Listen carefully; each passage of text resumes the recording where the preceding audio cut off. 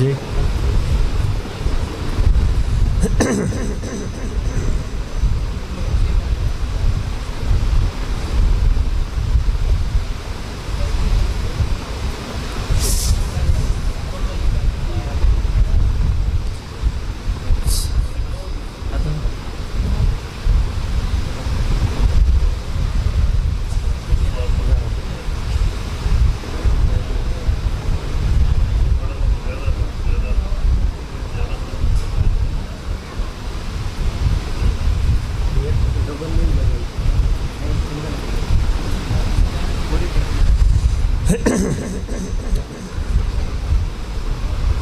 ابھی انشاءاللہ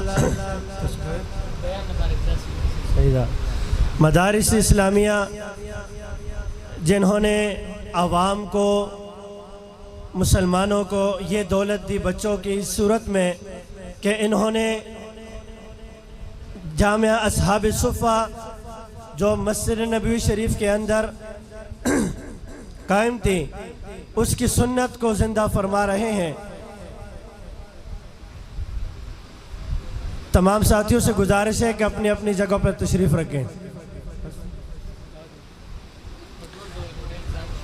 تمام ساتھیوں سے درخواست ہے کہ ابھی جو بیان ہوگا وہ بیان سن کر کے جائیں، اور بیان کے بعد انشاءاللہ مجلس ذکر ہوگی، اس کے بعد اذان ہوگی، نماز، اور نماز کے بعد انشاءاللہ کھانے کا انتظام تمام ساتھیوں کے لیے کیا گیا ہے۔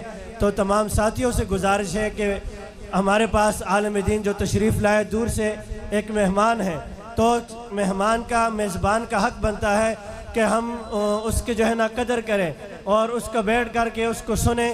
تو تمام ساتھیوں سے گزارش ہے کہ جم کر کے بیٹھ جائیں اور حضرت کا بیان سنیں۔ اچھا، تمام حضرات سے گزارش ہے کہ آخر میں سب کے لیے کھانے کا انتظام کیا گیا ہے۔ تمام جو ہے نا کھانا کھا کر کے پھر اپنے گھروں کی طرف تشریف لائیں۔ اللہ پاک اب سب کے آنے کو قبول فرمائے۔ اور ہماری مسجد کا بھی کام شروع ہے، میں چاندہ وغیرہ نہیں مانگتا ہوں، نہ کبھی مانگا ہے نہ کبھی عادت ہے، تو اب حضرات سے صرف دعاؤں کی درخواست ہے۔ اللہ رب العالمین یہ 3 منزلہ کام شروع ہے، اللہ پاک اس کو عافیت کے ساتھ۔ آپ حضرات سے گزارش ہے تشریف رکھیں، سارے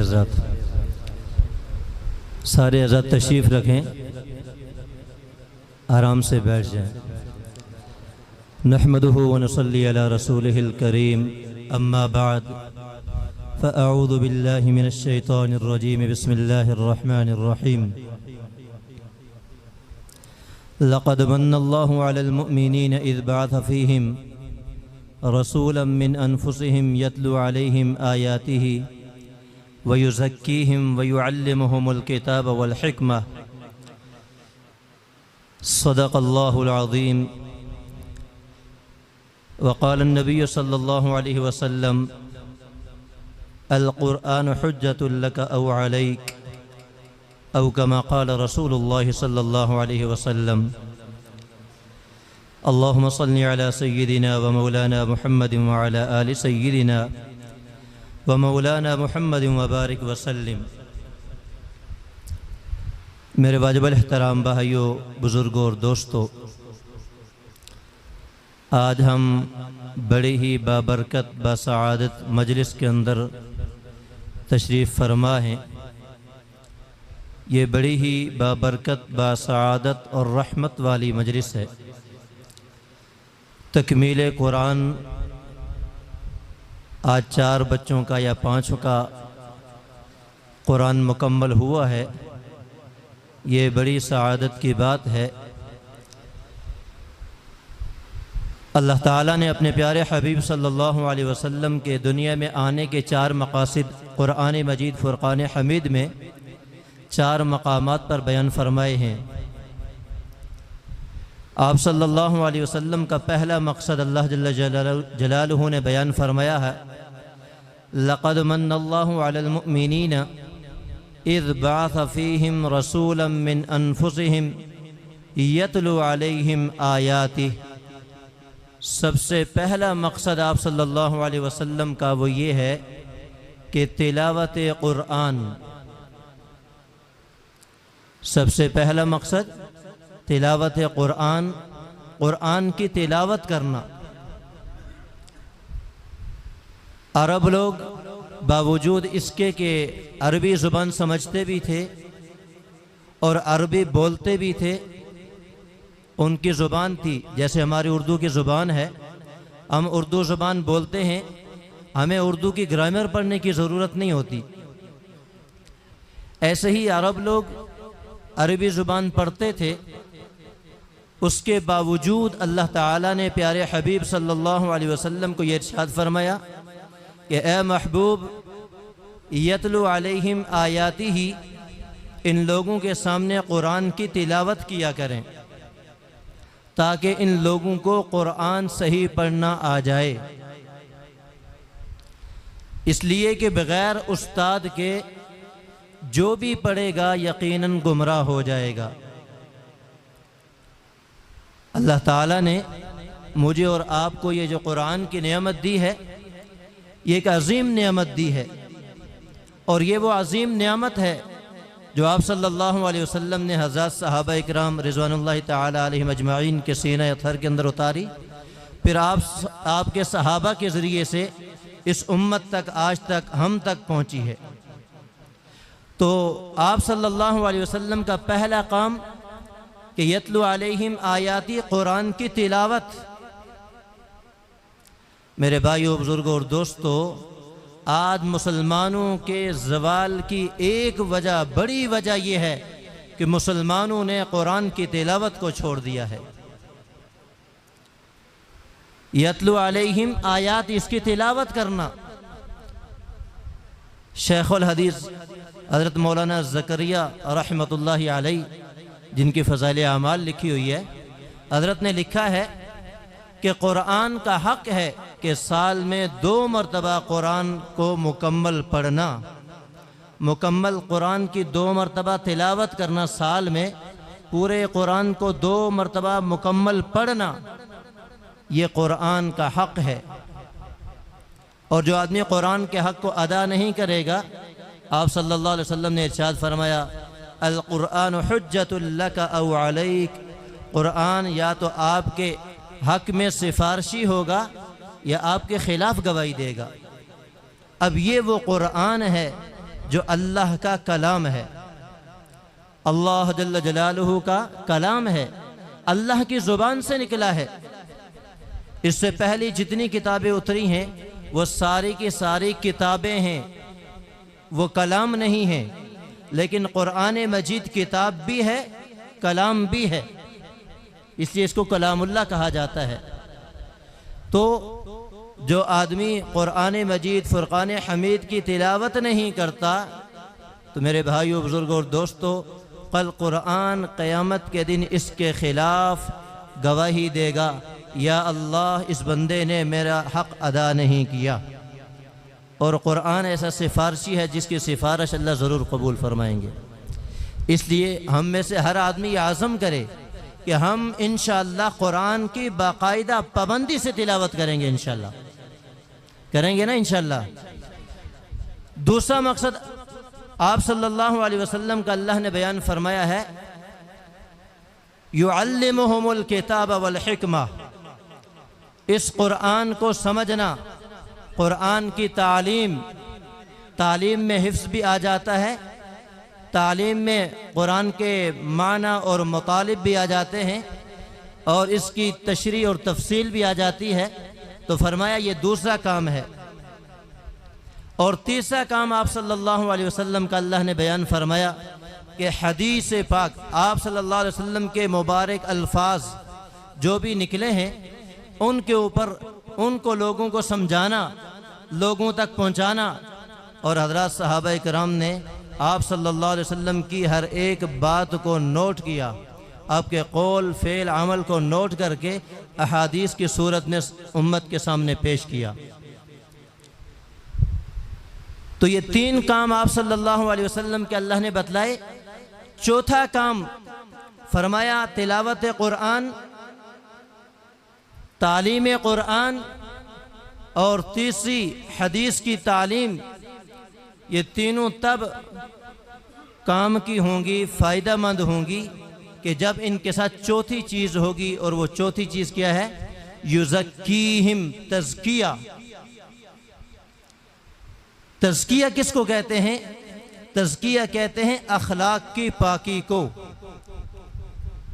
جیسے ہم اپنے جسم کو صاف کرنے کے لیے، کپڑوں کو صاف کرنے کے لیے صابن استعمال کرتے ہیں، اسی طریقے سے دل کی صفائی کا نام تزکیہ ہے، اخلاق کی صفائی کا نام تزکیہ ہے۔ اور فرمایا کہ جب تک یہ چوتھا کام نہیں ہوگا، تزکیہ نہیں ہوگا، پہلی تین چیزوں کا فائدہ صحیح طور سے نہیں ملے گا۔ اور تزکیے کے لیے اللہ جل جلالہ نے اپنے پیارے حبیب صلی اللہ علیہ وسلم کو بھیجا تھا کہ یہ لوگ بگڑے ہوئے ہیں، یہ امت بگڑی ہوئی ہے، ان کے اوپر محنت کریں، ان کے دلوں کو اللہ کے ساتھ جوڑ دیں، اللہ کی محبت کے ساتھ جوڑ دیں، مخلوق کا تعلق خالق کے ساتھ جوڑ دیں۔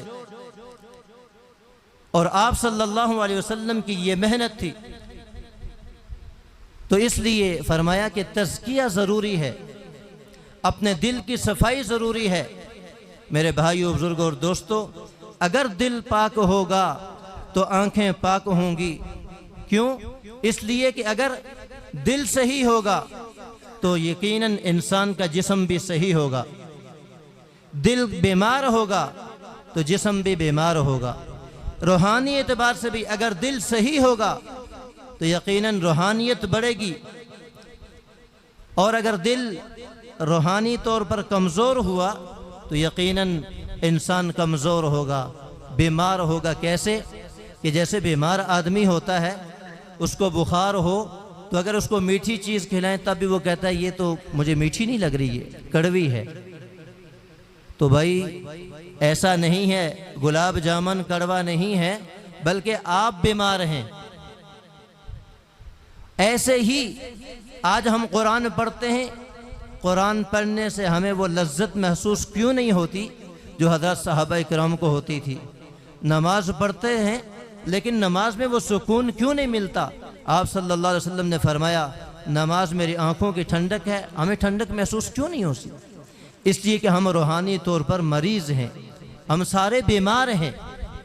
جب ہماری ایمانی طاقت مضبوط ہوگی، روحانیت مضبوط ہوگی، تو یقیناً نماز کے اندر دل لگے گا، قرآن پڑھنے میں ذوق آئے گا، قرآن پڑھنے میں مزہ آئے گا، ذکر کرنے سے اللہ کی محبت نصیب ہوگی، یہ ساری چیزیں ملیں گی۔ اس لیے میرے بھائیو، بزرگوں اور دوستو، اللہ تعالیٰ نے ہمیں جہاں یہ ساری چیزیں دی ہیں، وہیں پر اللہ تعالیٰ نے ہمیں یہ عظیم شخصیات، یہ اللہ والے، یہ ہمیں عطا کیے ہیں۔ یہ بہت بڑی اللہ کی نعمت ہے۔ اگر ہم ان اللہ والوں کے ساتھ اپنا تعلق مضبوط کریں گے تو میرے بھائیو، بزرگوں اور دوستو، انشاءاللہ ہماری زندگی بن جائے گی، ہماری زندگی سنور جائے گی۔ شیخ سعدی رحمۃ اللہ علیہ نے فرمایا نا کہ میں نے ایک مرتبہ ایک مٹی سے پوچھا کہ تجھ سے یہ خوشبو کیوں آ رہی ہے؟ تو اس نے کہا میں تو مٹی ہوں، میری تو کوئی خوشبو نہیں ہے، میں نے کچھ عرصہ اس پھول کی صحبت میں گزارا۔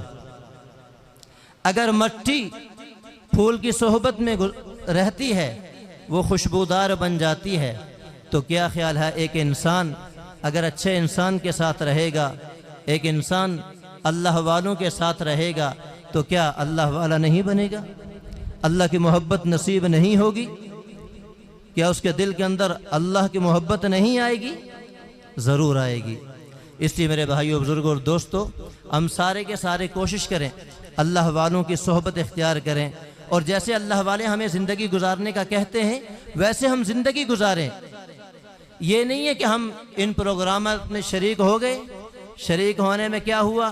ہم نے باتیں سن لی، نعتیں سن لی، تھوڑی دیر کانوں کو مزہ دے لیا اور بس گھر گئے، دامن جھاڑ کے گھر چلے گئے، پتہ ہی نہیں کیا کچھ ہوا۔ ایسا نہیں، بلکہ زندگی کو بنانے کی کوشش کریں، محنت کریں، اللہ والا بننے کی کوشش کریں۔ مفتی تقی عثمانی صاحب دامت برکاتہم نے لکھا ہے، اگر کوئی آدمی عالم نہیں بن سکتا تو کم از کم اللہ سے دعا تو کر سکتا ہے، یا اللہ مجھے عالم بنا دے۔ حافظ قرآن نہیں بن سکتا، کم از کم دعا تو کر سکتا ہے۔ کل قیامت میں بارگاہ الہی میں اتنا تو کہہ دے گا، یا اللہ میں تو اور کچھ نہیں کر سکتا تھا، تو اسے دعا مانگنی تھی، میں دعا تو مانگتا رہا۔ تو بھئی اللہ والوں کی صحبت میں آنے کے لیے اللہ سے دعا تو مانگیں، یا اللہ مجھے اپنے پیاروں کی صحبت نصیب فرما دے، جیسے تیرے پیارے ہیں، تیرے محبوب ہیں، اے اللہ ہمیں بھی ویسا بنا دے۔ اس کی دعا تو مانگ سکتے ہیں، اس لیے ہم کوشش کریں کہ اللہ سے روزانہ دعا مانگیں۔ قرآن کے 5 حقوق ہیں، یاد رکھیے 5 حقوق جب تک کوئی ادا نہیں کرتا وہ طالب قرآن نہیں کہلاتا، عامل قرآن نہیں کہلاتا، علماء نے لکھا ہے۔ اب وہ 5 حقوق کون سے ہیں؟ پہلا حق قرآن کا یہ ہے کہ ایمان بالقرآن، قرآن کے اوپر کیا ہے؟ ایمان لانا کہ یہ قرآن اللہ کی لا ریب کتاب ہے۔ دوسرا قرآن کا حق ہے تلاوت کرنا، اس کی تلاوت کے بارے میں نے بتا دیا۔ آج ہماری تلاوت بہت کمزور ہے، یقین جانیے بہت سارے لوگ 90% لوگ قرآن پڑھتے ہیں غلط پڑھتے ہیں۔ میں مثال دیتا ہوں، ہماری نماز کی ابتدا سورۃ الفاتحہ سے ہوتی ہے۔ سب سے پہلے الحمدللہ رب العالمین۔ عموماً لوگ ہا کو ہا پڑھ دیتے ہیں، مخارج کا خیال نہیں رکھتے۔ اس سے نقصان کتنا ہوتا ہے؟ الحمدللہ رب العالمین کا معنی کیا ہے؟ علماء بیٹھے ہیں، تمام تعریفیں اللہ کے لیے ہیں۔ اور اگر جو ہم پڑھتے ہیں کیا الحمد، ہا کی جگہ ہا پڑھ دینا، الحمدللہ رب العالمین، نعوذ باللہ من ذالک، معنی یہ ہے ساری کی ساری موتیں اللہ کے لیے ہیں۔ تو جس نماز کی ابتدا ہم ایسے کریں گے تو کیا خیال ہے وہ نماز قابل قبول ہوگی؟ نہیں ہوگی۔ اس لیے اتنا قرآن صحیح پڑھنا، تجوید کے ساتھ پڑھنا ہر مسلمان پر فرض ہے کہ جس سے اس کی نماز درست ہو جائے۔ اس لیے یہ مدرسہ ہے، یہ اس کے علاوہ بھی جہاں جہاں کے لوگ ہیں اپنے محلے کے قاری صاحب سے قرآن پاک ضرور سیکھیں۔ قرآن سیکھیں گے تو زندگی بنے گی، قرآن نہیں سیکھیں گے تو یقیناً زندگی میں سکون نہیں ہوگا۔ تو قرآن کا پہلا حق ایمان بالقرآن، دوسرا حق تلاوت قرآن، تیسرا حق عمل بالقرآن، قرآن کے اوپر عمل کرنا، قرآن کہتا کیا ہے اس پر عمل کرنا۔ چوتھا حق قرآن کا فہم قرآن، قرآن کو سمجھنا۔ یہ اس لیے نہیں ہے کہ صرف ہم عدالت میں جائیں گے تو گواہی کے لیے ہم قرآن سر پہ اٹھا لیں گے، بیٹی کی شادی ہوگی تو قرآن ہدیہ دے دیں گے، بس نہیں، قرآن کو سمجھیں، سمجھ کر پڑھیں۔ اور پانچواں قرآن کا حق ہے تبلیغ، قرآن کی تبلیغ کرنا، تو قرآن کو پھیلانا۔ اور پھیلانے میں جیسے قاری صاحب بچوں کو پڑھا کر قرآن کی تبلیغ کر رہے ہیں، اور پڑھنے والے طالب علم قرآن پڑھ کر قاری صاحب سے تبلیغ کی محنت سیکھ رہے ہیں، اور جو لوگ ان پڑھنے پڑھانے والوں کے ساتھ تعاون کرتے ہیں یہ بھی اس تبلیغ کے اندر شامل ہیں، جو ان کے معاون بن رہے ہیں۔ تو اس لیے ہم قرآن کی تبلیغ کے معاون بھی بنیں اور ان اللہ والوں سے محبت بھی کریں۔ عبدالشکور دین پوری رحمۃ اللہ علیہ نے فرمایا کہ تبلیغ دین کے 4 طریقے ہیں۔ ایک طریقہ یہ ہے کہ قدمی تبلیغ، چل کر لوگوں کے پاس جانا، جیسے علماء، مشائخ، اللہ والے، تبلیغ والے، یہ لوگوں کے پاس چل کر جاتے ہیں، دین کی دعوت دیتے ہیں۔ ایک تبلیغ ہے قولی، کہ واعظ و نصیحت کے ساتھ لوگوں کو سمجھانا، اور ایک ہے تبلیغ قلمی، قلم کے ذریعے سے، تحریر کے ذریعے سے لوگوں کو بتانا، اور چوتھی تبلیغ ہے قلبی تبلیغ، کہ اللہ والے سینہ بسینہ یہ نور منتقل کرتے ہیں، اور اس کے ذریعے سے یہ سینہ بسینہ نور آگے سے آگے پھیلتا چلا جاتا ہے، اور یہ مشائخ کے ذریعے سے ہوتا ہے جو اللہ نے ہمیں عطا فرمائے ہیں۔ اس لیے ہم کوشش کریں ان علماء کی، مشائخ کی، اللہ والوں کی قدر کریں، اور ان کے بتائے ہوئے طریقے کے اوپر اپنی زندگی گزاریں۔ اللہ تعالیٰ مجھے اور آپ کو عمل کرنے کی توفیق عطا فرمائے۔ وآخر دعوانا الحمدللہ رب العالمین۔